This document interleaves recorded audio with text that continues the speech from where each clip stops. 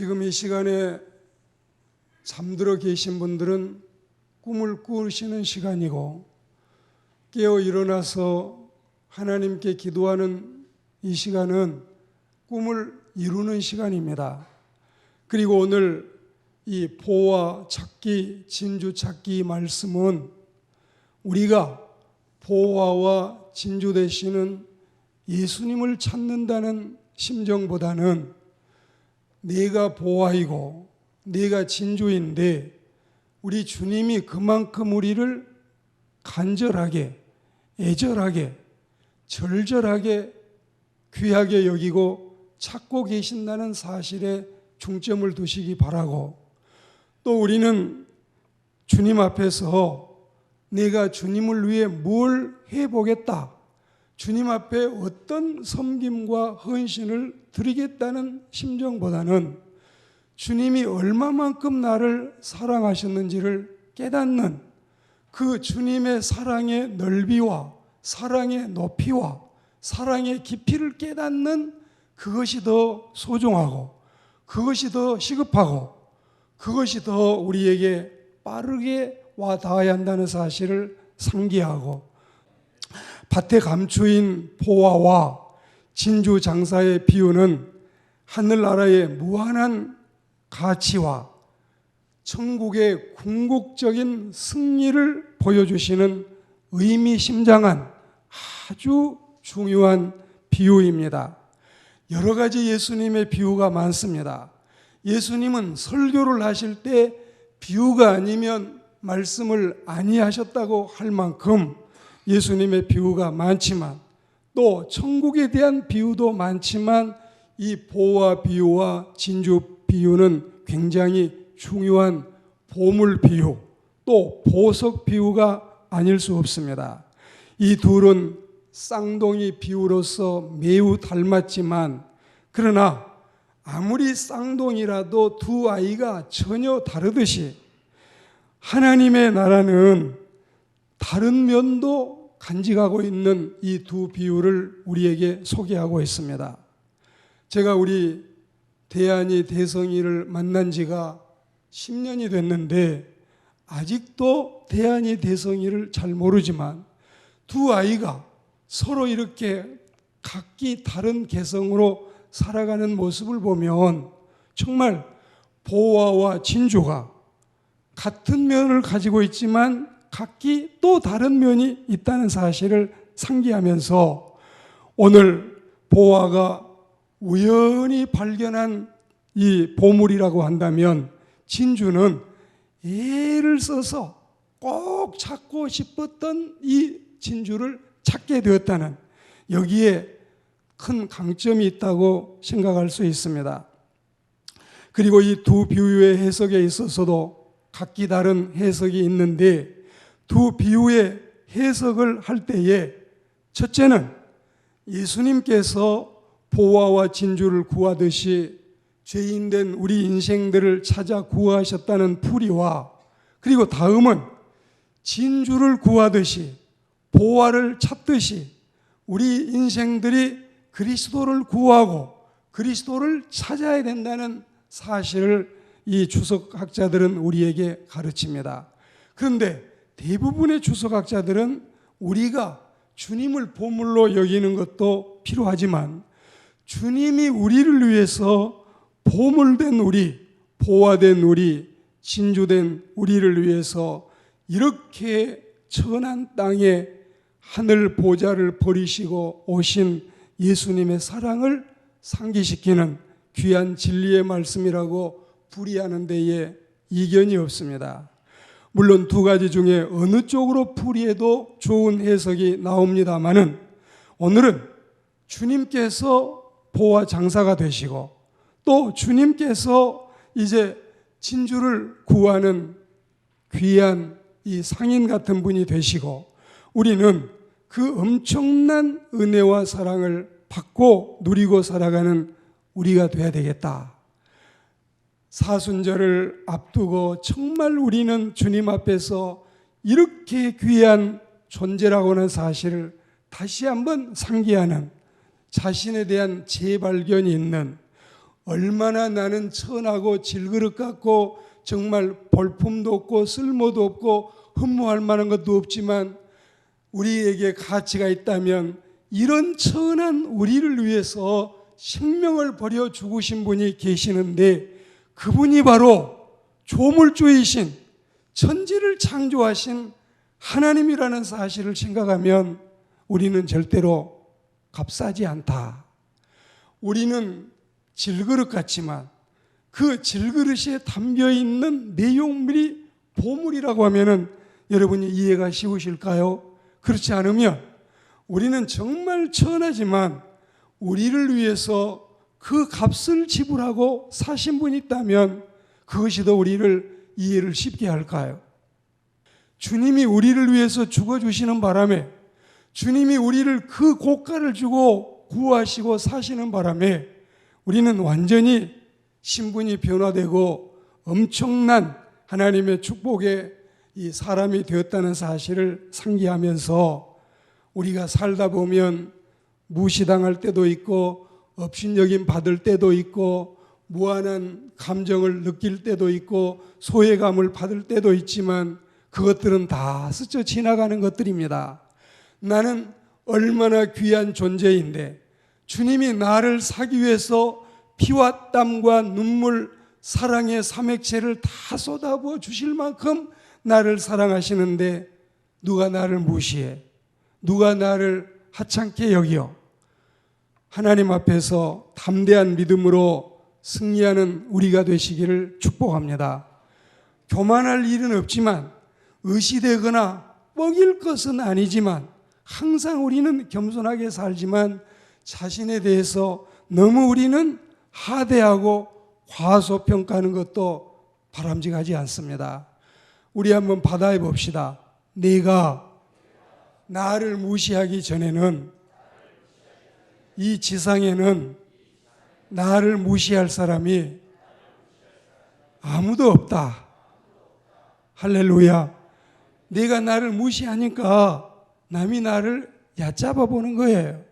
우리가 내 자신에 대한 이 소중함, 그리고 우리 그리스도인들은 겸손은 첫째도 둘째도 셋째도 끝없이 겸손하지만 그러나 그 주님께로부터 받고 있는 사랑에 대한 확신, 그리고 나는 고귀한 존재로 주님의 백성이라고 하는 이 분명한 사실 앞에는 당당함과 끊임없는 자신감으로 주님을 바라보며 살아가는 우리 모두가 되시기를 주의 이름으로 축복합니다. 우리는 예수님께서 우리를 사심에 있어서, 교회를 사심에 있어서 얼마 많은 대가를 지불했는지 쉽게 알지 못하고 있습니다. 과연 그러했을까? 지금 강단에서는 젊은이도 같고 늙은이도 같은 하나님의 종이 이 사실을 지금 굉장히 강조하고 상기시키고 있는데 과연 주님이 나를 사시기 위해서 그 어마어마한 일을 하셨을까요? 하셨습니다. 성경이 이를 증명하고 있습니다. 할렐루야.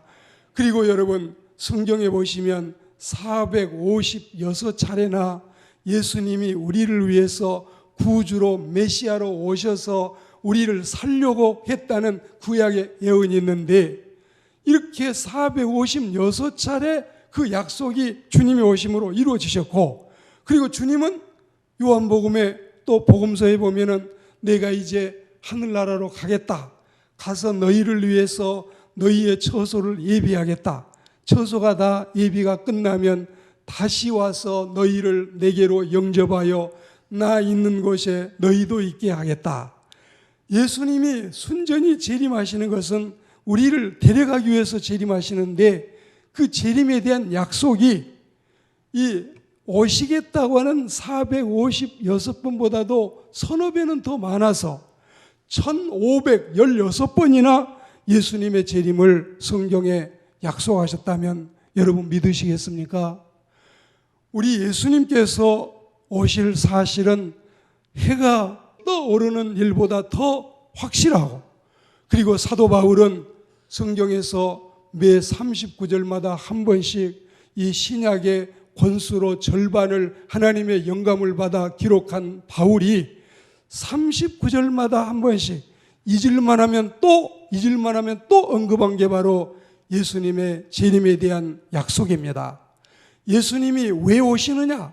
세상을 심판하시고 새하늘과 새 땅을 열기 위해서 오시지만 순전히 신부된 우리들을 이별도 슬픔도 눈물도 고통도 죽음이 없는 당신의 영원한 천상에 데려가시고자 오신다는 사실을 믿고 감사하시기를 축복합니다. 여러분의 삶이 고달픔이 있습니까? 그래도 나를 위해 죽어주신 주님과 나를 위해서 다시 오실 주님을 바라보면서 우리는 믿음으로 승리하는 역사가 있기를 축복합니다.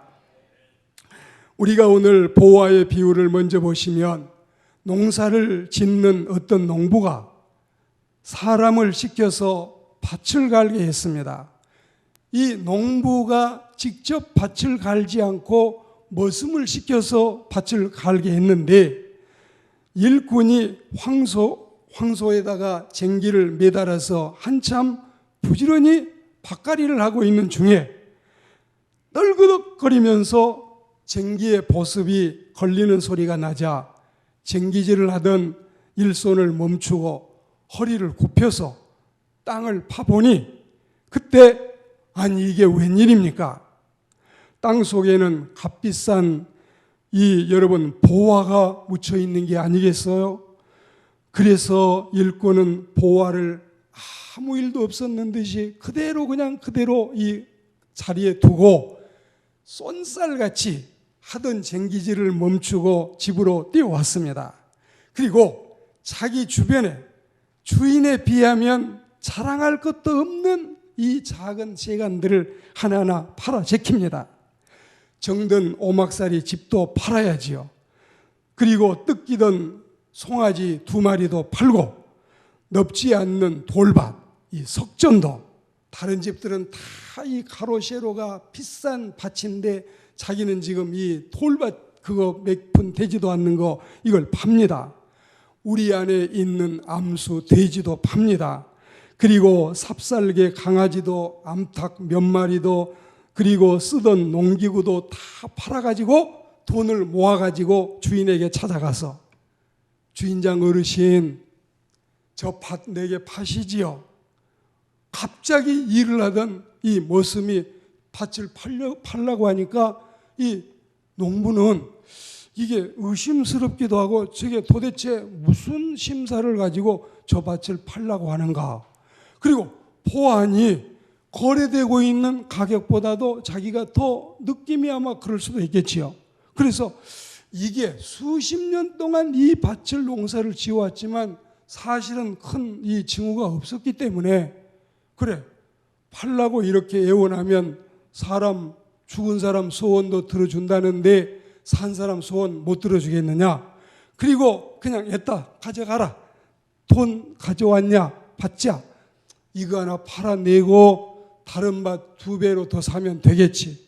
그리고 이 밭을 팔고 나니까 비로소 머슴은 그 보물을 다 이제는 이게 내 밭이야. 아무도 손 못 대. 노타치 노다지. 그러면서 그 밭을 사서 보화를 자기 차지로 했다는 성경의 말씀입니다. 그리스도인 여러분, 우리는 세상 어느 구석 어느 밥 모퉁이에 알려지지도 않고 쓸데없이 무가치하게 묻혀 있었던 우리들을 예수님께서 머슴처럼 발견하시고 귀하고 귀하신 당신의 몸을 모두 다 팔아서 속전을 지불하시고 우리를 사심에 대해서 성경은 이 진리를 우리에게 가르쳐주고 싶어 하시는 것입니다. 얼마나 여러분 감격스러운 얼마나 귀중한 하나님의 생명의 말씀입니까? 우리는 우리 무리의 죄악을 주님에게서 다 담당을 시켜서 그리고 또한 이 속전으로 이사야서 53장 6절에 보시면 우리 죄 때문에 또 디모데전서 2장 6절에 보시면 속전을 지불하시고 예수님이 우리를 값으로 사신 겁니다. 그 우리는 이제는 주님이 우리를 이 죄에서 구속하기 위해서 값을 지불하고 사셨다는 사실, 이거 우리는 사순절에도 감사하고 기쁨으로 받아들여야 할 줄로 믿습니다. 할렐루야. 여러분, 우리는 하나님 앞에서 이 사랑만 생각하면 너무너무 기쁘고 즐겁지 않습니까? 저는 그림을 보다가 좋은 그림이 있으면 그 그림 속에 길로 지나가고 싶고 그 물 속에도 들어가 보고 싶고 그 산도 좀 걷고 싶어요. 저는 좋은 음악이 나오면 이 폴모리의 악단 이사도라 같은 음악, 또 여러분이 그 오버랜 오버 같은 이런 좋은 음악을 들으면 한꺼번에 막 20번, 30번씩 그 음악을 계속 듣고 있는 시간이 있습니다. 너무너무 음악이 좋아서, 너무나 좋아서 이 산울림 김창완이 꽃과 소년이라고 하는 이 아름다운 노래를 불렀는데, 저는 이 음악을 이 봉제산에 올라갈 때면 5번, 6번 계속 그 음악을 들을 때도 있습니다. 우리는 이 세상의 어떤 것에도 우리의 마음을 쓸 때가 있는데, 주님이 우리를 위해서 십자가에 죽으신 이 엄청난 사랑을 생각하면 얼마나 감격스럽습니까? 얼마나 정말 하나님 앞에 영광 돌리는 우리가 되어야 하겠습니까? 이 은혜를 감사하고 또 우리를 이렇게 귀하게 여기시는 분이 계시니 하나님 앞에서 큰 영광으로 알고 또 주님 앞에서 더욱 주님의 뜻대로 살아가는 하나님의 백성들이 되기를 축복합니다. 그리고 이제 이 진주에 대한 말씀은 많이 좀 제가 줄여서, 극히 값진 진주를 사기 위해서 아주 멀리 여행도 해보고, 그리고 그것이 아무리 고가이고 비싸다 해도 그것을 사고 싶은 심정을 가지고 있던 어떤 진주 장사에게 평생의 수건이었던 그 진주를 비로소 지금 자기 눈앞에서 보게 된 것입니다. 바로 이거야. 이거 하나를 사기 위해서 내가 15년, 20년, 30년을 헤맸던 거야. 그러면서 자기가 가지고 있는 것 다 팔아서 그 진주를 샀다는 말씀인데, 인간이 타락한 이래에 하나님을 찾는 자가 없다. 로마서 3장 11절 말씀, 그리고 누가복음 19장 10절 말씀에 보면 예수님의 온 것은 잃어버린 자를 찾아서 구원하려고 오셨다. 그리고 요한복음 15장 16절 말씀에는 우리가 하나님을 택한 것이 아니고 하나님이 우리를 먼저 택하셨다는 이 세 가지 성경 말씀에 보시면 우리는 보물이고 예수님이 우리를 찾고 계시고 또 예수님이 우리를 위해서 이렇게 귀한 값을 지불했다는 사실을 우리가 성경을 통해서 확실히 믿을 수 있는 것입니다. 할렐루야. 말씀을 마치겠습니다.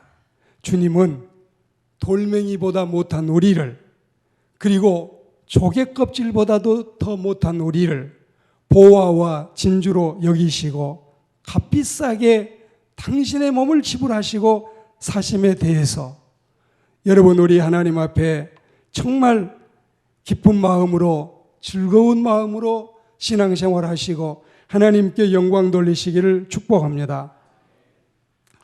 밝혀진 바에 의하면 진짜 진주는 청옥이나 다이아몬드나 홍옥이나 에메랄드나 이런 여러 가지 여타 보석과는 달리 살아있는 연체 동물이나 그리고 기생체의 알 혹은 모래 알갱이가 엉겨 붙어서 그 연한 속살을 괴롭게 함으로써 그 과정을 통해서 생성되는 진주라고 하는 것입니다. 우리는 예수님의 옆구리에서 나왔습니다. 예수님의 고난을 통해서 우리는 이제 새로운 주의 백성이 된 것입니다. 진주가 이런 여러 가지 생성 과정을 통해서 진주가 되었듯이 예수님의 옆구리에서 그분이 상하심은 우리의 허물 때문이고 그분이 찔리심은 우리의 죄 때문이신데 주님의 옆구리에서 우리가 나온 보물로 생각하고 오늘도 내일도 모레도 감사하며 기뻐하며 행복하게 살아가는 저와 여러분들이 다 되시기를 주의 이름으로 축복합니다.